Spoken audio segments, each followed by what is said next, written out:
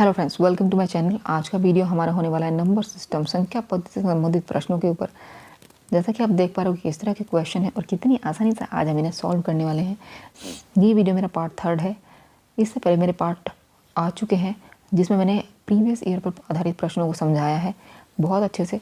आज भी हम जो है इन्हीं क्वेश्चन को हम सॉल्व करने वाले हैं। फ्रेंड्स, उम्मीद करूँगी आपको जो है हर चीज़ बेसिक तरीके से समझ में आने वाली है इस वीडियो में। तो फ्रेंड्स चलो शुरू करते हैं वीडियो को और चलते हैं अपने क्वेश्चंस की तरफ। पहला क्वेश्चन है, हाँ जी, यदि x की पावर 13 + 1 को x - 1 से भाग दिया जाए तो शेषफल क्या होगा, ये हमें बताना है। हाँ जी, एसएससी सीजीएल 2012 में एक क्वेश्चन पूछा गया था। अब देखो, हाँ जी, a की पावर n - b की पावर n, अगर आप डिवाइड करोगे ना a - b से, इसको अगर आप a - b से डिवाइड करोगे तो पूरी तरह से ये जो है डिवाइड हो जाता है, कुछ भी शेष नहीं बचता है। ये आपको याद रखना है। यहाँ पे भी माइनस, यहाँ पे भी माइनस, याद रखना है, ठीक है।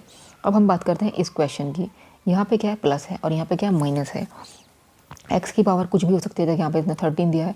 1 की पावर भी आप 13 रखें या ना रखें, वो आपकी चॉइस है। अब देखो, यहाँ पे क्या है, ये माइनस है, इससे हमें डिवाइड करना है, शेष बताना है कि क्या बचेगा। अब अगर मैं यहाँ पे भी माइनस कर दूँ, ठीक है, तो ये पूरी तरह से डिवाइड हो जाएगा। लेकिन माइनस करेंगे कैसे, पहले माइनस कर लेते हैं, ठीक है। चलो माइनस कर लिया, -1। अब ये क्या है, +1, और -1 कर देना है भाग करने पर। अब +1 मतलब कि हमारे पास वैल्यू 1 बचनी चाहिए। अगर मैं +2 कर दूँ, ठीक है, तो हमारे पास जो है ये जो है वैल्यू है ये निकल जाएगी, ठीक है। +2 करने के बाद -1 भी कर दिया हमने, और +2 करने के बाद हमारी वैल्यू भी वो की वही है। अब हमें डिवाइड करना है x - 1 से। अब देखो, ये जो चीज़ है ना, ये माइनस वाली को पूरी तरह से डिवाइड कर देगी पूरा डिवाइड।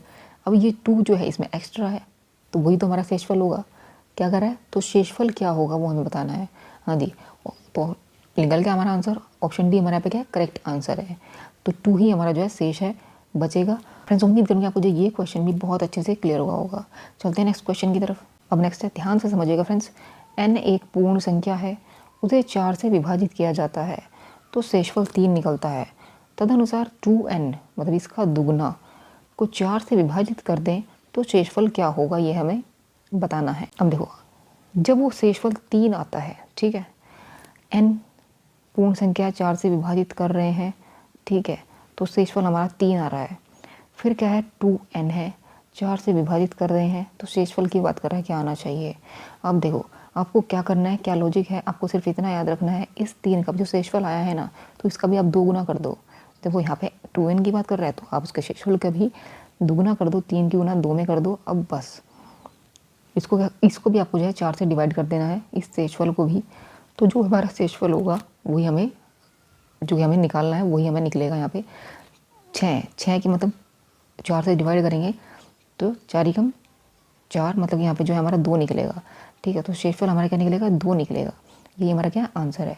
क्यों है, कैसे है, अब थोड़ा और डिटेल में इसको समझ लेते हैं। देखो, हम मान लेते हैं, देखो कोई संख्या है 19 है, ठीक है, हमने कोई पूर्ण संख्या मान ली 19। अगर हम इसे 4 से अगर हम डिवाइड करें, 4 से भाग दें तो शेषफल देखो क्या आता है, 4 चौक 16। हाँ जी, शेषफल हमारा 3 निकलता है। अब अगर मैं 19 मतलब इसका दुगना 38 को अगर मैं 4 से डिवाइड कर दूँ तो क्या शेषफल आएगा। देखो क्या शेषफल आएगा, 4 × 36। हाँ जी, शेषफल हमारे पास क्या निकलेगा, 2 निकलेगा। मतलब यहाँ पे हमारे पास जो शेषफल होगा वो 2 ही निकलेगा हर केस में। अगर आप दुगना करेंगे तो, ठीक है, 2 ही निकलेगा अगर आप दुगना करेंगे किसी भी संख्या का, ठीक है। तो बस ये आपको याद रखना है, या तो आप जनरली आप इसको याद रख सकते हैं कि 2 ही आएगा, या फिर आप किसी भी संख्या को आप जो है यहाँ पे लगा सकते हैं। तो आपको जो है दुगना करने पर आपको जो इसका शेषफल होगा वो भी आपका 2 ही निकलेगा। तो ऑप्शन बी हमारे यहाँ पे क्या है, करेक्ट आंसर होगा। तो उम्मीद करूँगी आपको जो ये क्वेश्चन भी बहुत अच्छे से क्लियर हुआ होगा। चलते हैं नेक्स्ट क्वेश्चन की तरफ। अब नेक्स्ट है, 1 से 100 तक की संख्याओं के सभी अंकों का योग हमें निकालना है। देखो कितना कन्फ्यूजन होगा। कई बार बहुत से बच्चे क्या करेंगे, 1 से लेकर 100 तक की संख्याओं का योग निकाल देंगे, लेकिन यहाँ पे क्या कर रहा है, सभी अंकों का योग की बात कर रहा है, योग की बात नहीं कर रहा है, सभी अंकों का योग की बात कर रहा है। तो ध्यान से हमें क्वेश्चन को समझना है। जितने भी सारे अंक होंगे ना 1 से लेकर 100 तक, उनके अंकों का योग हमें निकालना है, ठीक है। जितनी सारी संख्याएं उनके सभी संख्याओं के अंकों का योग, ठीक है। अब देखो, 1 से लेकर 99 तक की हम अगर बात करें, जितनी भी संख्याएं होंगी वो क्या होती हैं, हर एक संख्या हमारे पास 10 बार आती है इकाई के अंक पे, और इसी तरह से दहाई के अंक पे भी हर एक संख्या 10 बार आती है। मतलब कि 10 बार आएगी कितनी संख्या, 1 भी 10 बार आएगा, 2 भी 10 बार आएगा इकाई के अंक की अगर हम बात करें। ये हम बात कर रहे हैं इकाई के अंक की, ठीक है। 3 भी अगर हम, क्योंकि 99 तक की हम क्यों बात कर रहे हैं, क्योंकि इकाई और दहाई की हम जो है बात कर सकते हैं यहाँ पे।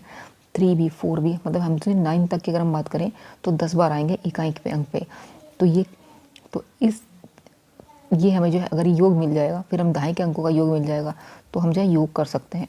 तो इकाई के अंकों का हम पहले योग कर लेते हैं। हाँ जी, तो 10 इंटू 1 से लेके 9 तक हम सभी जानते हैं इसका फॉर्मूला क्या होता है, n into N plus 1 divide by 2 होता है, ठीक है। तो यहाँ पे हमारे पास लास्ट तक संख्या क्या है, 9 इंटू 9 प्लस 1 10 डिवाइड बाई 2, ठीक। तो ये हमारे पास निकल जाएगा 450। इसी तरीके से हम दहाई के अगर हम अंकों की बात करें, दहाई के अंक भी हमारे पास 10 होंगे 99 तक, ठीक है। 1 प्लस 2 प्लस 3, ये भी हमारा जो है 9 तक 10 ही होंगे। तो 10 हमने इसलिए गुणा करी है, ठीक है। और यहाँ से इनका योग हम जानते हैं, आप डायरेक्ट भी कर सकते हो 45 भी आएगा, या फिर आप इसको n इंटू एन प्लस 1 करके भी आप जो है कर सकते हो। n इंटू एन प्लस 1 मतलब कि 10 डिवाइडेड बाई 2, मतलब यहाँ से निकल जाएगा 45। ये भी हमारा 450 ही निकलेगा। ये हमारा क्या है, 1 से लेके 99 तक की जो संख्या है उनके अंकों का योग है 450 प्लस 450। अब हमारे पास क्या निकलता है, ये हमारे पास 900 निकल गया। अब हमारे पास एक अंक रह गया, वो है 3 अंकों की संख्या, मतलब कि 100। इसका अंकों का योग क्या होगा, 1 प्लस 0 मतलब 1 ही होगा, ठीक है। तो यहाँ पे 1 आपको और ऐड करना पड़ेगा 900 में, तो 1 ऐड करेंगे तो ये हो जाएगा 901। हाँ जी, तो ऑप्शन सी हमारे यहाँ पे क्या है, करेक्ट आंसर होगा। फ्रेंड्स, उम्मीद करूँगी आपको ये क्वेश्चन भी बहुत अच्छे से क्लियर हुआ होगा, अगर आपने ध्यान से समझा होगा तो। चलते हैं नेक्स्ट क्वेश्चन की तरफ। नेक्स्ट है, यदि एक कुंड का 3/5 भाग 1 मिनट में भर जाता है तो शेष कुंड कितने समय में भरेगा। हाँ जी, कुंड का 3/5 भाग 1 मिनट का मतलब हम डायरेक्ट लिखते हैं 60 सेकंड, क्योंकि सेकंड में हमें जो है आंसर देना है। तो शेष कुंड कितने समय में भरेगा, ये हमें फाइंड करना है। 3/5 तो इतने में भर गया, पूरे की अगर हम बात करें, मतलब 1 की अगर हम बात करें तो कितने में भरेगा, 60 गुना 5/3 में भरेगा। अब वो कह रहा है शेष 3/5, और शेष का मतलब पूरा क्या है 1 में से अगर हम 3/5 को माइनस करेंगे तो यहाँ पे हमारे पास क्या बचेगा, 2/5 शेष बचता है। 2/5 भाग जो शेष बचता है, तो 2/5 भाग कितने समय में भरेगा ये हमें बताना है। तो 2/5 की अगर हम बात करें तो 60 का हमारे पास निकला था 60 का 5/3 गुणा 2/5। ये पूरा भरने में टाइम लगता है, 2/5 भरने में 2/5 से आपको गुणा कर देनी है, ठीक है। बस यहाँ पे आपको सॉल्व करना है, ये हो जाएगा, हाँ जी, 40 सेकंड लगेंगे, 40 सेकंड लगेंगे शेष भाग को भरने के लिए। ऑप्शन ए हमारे यहाँ पे क्या है, करेक्ट आंसर है। फ्रेंड्स, उम्मीद करूँगी आपको जो ये क्वेश्चन भी बहुत अच्छे से क्लियर हुआ होगा। चलते हैं नेक्स्ट क्वेश्चन की तरफ। अब नेक्स्ट है, एक सड़क है 1000 मीटर लंबी है, तदनुसार यदि उसके दोनों किनारों पर 20 मीटर के अंतर पर पौधे लगाए जाएँ तो कितने पौधे लगाने होंगे, ये हमें बताने होंगे। देखो, पहले तो हम जो है जनरली इसको समझते हैं। सपोज हम मान लेते हैं, देखो 3 पौधे हम लगा रहे हैं, ठीक है। 3 पौधे अगर मैं लगाऊं तो डिस्टेंस कितनी है, यहाँ पे 2 बार, मतलब कि यहाँ पे जो 2 जो है पार्टीशन हुए हैं, 3 पौधे लगाने पर क्या हुआ है, 2 पार्टीशन हुए हैं। इसी तरीके से देखो हम जो है 20 मीटर के अंतर पर पौधे लगा रहे हैं, ठीक है। तो उसके पहले पार्टीशन कर लेते हैं। तो 1000 मीटर लंबी जो है सड़क है, 20 से इसको डिवाइड कर देंगे, 20 मीटर से। जब 20 मीटर से डिवाइड करेंगे, पार्टीशन जो है एक कम होता है पौधों की संख्या से, ठीक है। तो यहाँ से हम डिवाइड करने पर ये हमारा निकलता है 50 है। अब ये जो हमारा पार्टीशन होता है ना, ये एक कम होता है जो पौधे की संख्या होती है। हमें क्या पता नहीं है पौधों की संख्या, तो वो क्या होती है, एक ज़्यादा होती है, ठीक है। तो यहाँ से हमें जो है इसमें करना होगा एक ऐड। तो ये मतलब एक साइड हमारे जो पौधे लगेंगे 51 लगेंगे, ठीक है। दोनों साइड की अगर हम बात करें, दूसरे किनारे पर भी दोनों की अगर हम बात करें कितने पौधे लगेंगे, तो 51 की गुना करनी पड़ेगी हमें 2 में। तो ये हो जाएगा हमारे पास 102। तो ऑप्शन ए हमारे यहाँ पे क्या करेक्ट आंसर होगा। 102 पौधे हमें जो है लगाने की ज़रूरत है दोनों साइड। उम्मीद करूँगी आपको जो ये क्वेश्चन भी बहुत अच्छे से क्लियर हुआ होगा। फ्रेंड्स, चलते हैं नेक्स्ट क्वेश्चन की तरफ। अब नेक्स्ट है 20 ओवर के एक मैच में उसे जीतने के लिए ज़रूरी रनों की दर जो है 7.2 है। यदि 15वें ओवर के अंत तक रनों की दर जो है 6 रह जाती है तो शेष ओवरों में मैच जीतने के लिए कितने रनों की दर हमें कितने रनों की दर ज़रूरी होगी ये हमें बताना है। देखो टोटल यहाँ पे जो है 20 ओवर है और जो औसत है मतलब दर है जो वो 7.2 है। देखो 15वें ओवर के अंत तक दरों की सॉरी रनों की दर जो है 6 रह जाती है। तो पहले 15 फिर 5, ठीक है, टोटल 20 हो जाएंगे।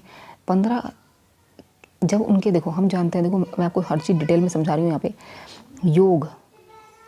योग डिवाइड बाय कितनी जो संख्या होती है वो, ठीक है, यहाँ पे जो संख्या जो है 15 है, फिर क्या करें उसकी जो दर होती है औसत वो है 6 रह जाती है। तो इनका जो योग होगा वो कितना होगा 15 गुना 6, ठीक है। तो हम यहाँ से हम क्या कर रहे हैं योग निकाल रहे हैं इनका 15वें ओवर के अंत तक रनों की दर, मतलब कि इनका जो टोटल रन कितने होंगे 15 गुना 6, 15वें ओवर तक 15 गुना 6, जब यहाँ पे दर 6 है तो फिर 5 रह जाते हैं। हम क्या करें शेष ओवरों में मैच जीतने के लिए कितने रनों की दर ज़रूरी है। हम मान लेते हैं दर क्या है x है, ये क्या है हमारे पास पूरे रन निकल गए हैं, ठीक है। और टोटल नीचे कितना है 20, क्योंकि 20 ओवर की बात कर रहे हैं। ये भी हमारे पास क्या है टोटल है, नीचे 20 है।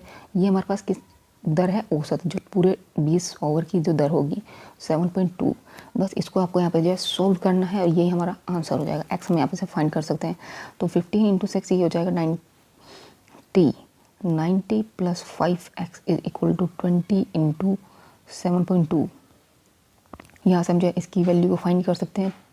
पॉइंट हटाएंगे 0 उठ जाएगी, ये हो जाएगा 4 और इधर से 5x। 90 जो है इधर माइनस हो जाएगा, ये माइनस हो जाने के बाद यहाँ से हो जाएगा 5x = 54x की वैल्यू हमारे पास निकलेगी यहाँ पे 10.8। हाँ जी, तो ऑप्शन सी हमारे यहाँ पे क्या है करेक्ट आंसर होगा। फ्रेंड्स उम्मीद करूँगी आपको जो ये क्वेश्चन भी बहुत अच्छे से क्लियर हुआ होगा। चलते हैं नेक्स्ट क्वेश्चन की तरफ। अब नेक्स्ट है निम्न में से कौन सी संख्या 25 द्वारा विभाज्य है, ये हमें बताना है। हाँ जी, देखो अगर यहाँ पे 25 की जगह 5 होता, 5 का नियम क्या कहता है, 5 का नियम ये होता है कि लास्ट में क्या होना चाहिए 0 होना चाहिए और 5 होना चाहिए। जब हम वो किसी संख्या को काटे तो उसके लास्ट में या तो 0 हो या फिर 5 हो, तो वो जो संख्या है वो 5 से पूरी तरीके से डिवाइड हो जाती है, ठीक है। लेकिन यहाँ पे बात हो रही है 25 की। 25 की केस में आप ऐसा नहीं कर सकते। यहाँ पे विभाजित करने के लिए आपको क्या करना पड़ेगा, आपको हर एक को जो है 1 बाय 1 चेक करके देखना पड़ेगा कि कौन सी संख्या यहाँ पे जो है 25 से विभाजित होगी। तो ऑप्शन सी हमारा यहाँ पे जो करेक्ट होगा, जो पूरी तरीके से 25 से डिवाइड हो जाएगा। मैं उम्मीद करूँगी आपको जो ये क्वेश्चन भी बहुत अच्छे से क्लियर हुआ होगा। चलते हैं नेक्स्ट क्वेश्चन की तरफ। अब नेक्स्ट है, यदि कोई संख्या 31 से उतनी बड़ी है जितनी है 75 से छोटी है, तो वह संख्या क्या है ये हमें बताना है। हम मान लेते हैं वो संख्या जो है x है, ठीक है। वो कह रहा है 31 से उतनी ही बड़ी है, यही संख्या जो है बड़ी है 31 से। तो इसमें से अगर मैं 31 को माइनस कर दूँ, ठीक है, फिर कहता है जितनी वह 75 से छोटी है, जितनी वह 75 से छोटी है। तो 75 यहाँ पे क्या बड़ा है, ठीक है, यहाँ पे छोटी हो गई वो संख्या। अब इन दोनों का जो अंतर होगा और यहाँ पे जो अंतर होगा वो दोनों इक्वल होता है, ठीक है, इक्वल हो जाएगा, क्योंकि वो खुद कह रहा है उतनी बड़ी मतलब कि यहाँ पे वो संख्या निकल रही है उतनी बड़ी। यहाँ पे जो माइनस करके जो हमें पता चलेगा कि वो कितनी बड़ी है। जितनी है 75 से छोटी है, 75 से माइनस करेंगे हम इस x को तो उतनी वो छोटी हो जाएगी। तो यहाँ पे जो है वह संख्या हमें बतानी है, तो वो इक्वल हो जाएगा उतनी बड़ी है जितनी में 75 से छोटी है। मतलब ये चीज़ें हमारी क्या है इक्वल है, ठीक है। तो यहाँ से हम जो x की वैल्यू को फाइंड कर सकते हैं। ये x इधर चला जाएगा, ठीक है, और 31 और 75 यहाँ पे जुड़ जाएंगे, तो ये हो जाएगा 106x = हाँ जी, ऑप्शन डी हमारे यहाँ पे क्या करेक्ट आंसर होगा। मैं उम्मीद करूँगी आपको जो ये क्वेश्चन भी बहुत अच्छे से क्लियर हुआ होगा। चलते हैं नेक्स्ट क्वेश्चन की तरफ। अब नेक्स्ट है, निम्न में सबसे बड़ी संख्या कौन सी है ये हमें बताना है। हाँ जी, संख्याएं दी हुई हैं हमारे पास। अब देखो संख्याएं हमारे पास क्या है, हाँ जी 3 सही 1/3 है, 2 सही 2 की पावर 1/2 है, 1 है और 6 की पावर 1/6 है। मतलब कि हम यहाँ पे इसको 3 ऐसे भी लिख सकते हैं, वो आपकी चॉइस है, ठीक है। ऐसे भी इसको जो है यहाँ पे लिखा जा सकता है, मतलब यहाँ पे 6, ठीक है। अब देखो 3 है 2 है और 6 है। 3 2 6 का हम लेंगे लेसे। 3 2 6 का लेसे क्या होता है, ये होता है 6। अब आपको करना क्या है यहाँ पे सबसे बड़ी संख्या निकालने के लिए, देखो इस तरह के क्वेश्चन में आपको यही करना है जो मैं आपको बताने वाली हूँ। 3 की पावर जो हमने लेसन लिया था 6 था, इस 6 की आपको जो है इसकी घात में मल्टीप्लाई करनी है। हाँ जी 1/3। सेकेंड में 6/2, थर्ड में 6/, कोई पावर नहीं है तो 1 आप रख सकते हैं, 6 की पावर 6/6। अब देखो 3 दूनी 6, तो 3 की पावर यहाँ पे 2 निकलता है, इधर से 2 तिया 6, 2 की पावर 3 निकलता है, यहाँ पे 1 ही रहेगा, ठीक है। और 6 की पावर यहाँ पे 1 बचती है, तो 3 की पावर 2 क्या, 3 की पावर 2 होती है हमारे पास 9, और ये हमारे पास होता है 8, तो 9, 8, 1 और 6। हाँ जी, कौन सी संख्या आपको बड़ी दिखाई दे रही है, ये वाली, ये किससे निकली थी, इससे, तो ये संख्या हमारी क्या है, सबसे बड़ी संख्या होगी। हाँ जी, और सबसे छोटी संख्या की अगर बात करें तो यहाँ पे हमारे पास ये 1 ही हमारे पास सबसे छोटी संख्या होगी। फ्रेंड्स उम्मीद करूँगी आपको जो ये क्वेश्चन भी बहुत अच्छे से क्लियर हुआ होगा। फ्रेंड्स आज की वीडियो को यहीं विराम देते हैं। तो फ्रेंड्स कैसा लगा है वीडियो, अगर वीडियो अच्छा लगा हो तो लाइक कमेंट से ज़रूर कीजिए, चैनल को सब्सक्राइब जरूर कीजिए, जिससे कि आपको नए नोटिफिकेशन मिलता रहे। तो फ्रेंड्स आज की वीडियो में इतना ही, कल फिर मिलते हैं एक नई वीडियो में, तब तक के लिए जय श्री राम।